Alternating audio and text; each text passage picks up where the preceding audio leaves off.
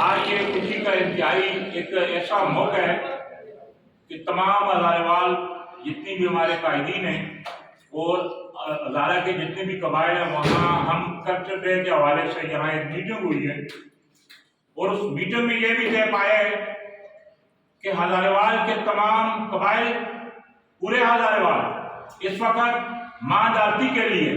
पाक फौज की जो कुर्बानियाँ हैं हम यहाँ सोते हैं और वो लोग वहाँ जाग रहे हैं और जितनी भी पाक आर्मी की लाजवाब कुर्बानियाँ हैं पूरी कौम के साथ साथ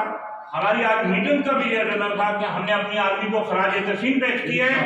और हम अपनी आर्मी के साथ खड़े हुए हैं। बेसीट हज़ारेवाल एक मुद्दल वतन कौम है और हमारी बेपनाह कुर्बानियाँ हैं। हम अपनी आर्मी के साथ खड़े हुए हैं। हज़ारा कबाइल मशावरती कौंसिल के तमाम जो जितने भी जो सीनियर हमारे रहनुमा हैं और इसी तरह अवान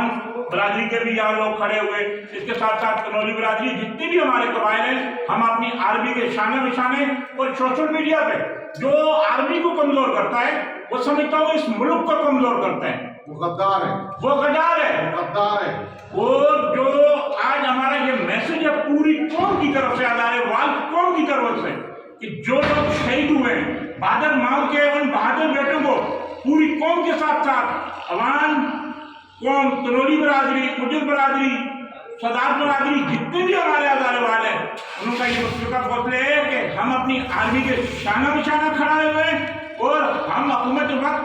और पाक आर्मी के हर उस इक़दाम की भरपूर हिमायत करते हैं जो हमारे मुल्क के लिए है। पाक आर्मी हमारे दफा की आखिरी लकीर है। दुनिया ने देखा कि जिस तरह संदूर वालों को आप पाक आर्मी ने वो जवाब दिया, इसी तरह तंदूर वालों को भी मुंह की खानी पड़ी। पाक आर्मी जिंदाबाद, पाकिस्तान जिंदाबाद।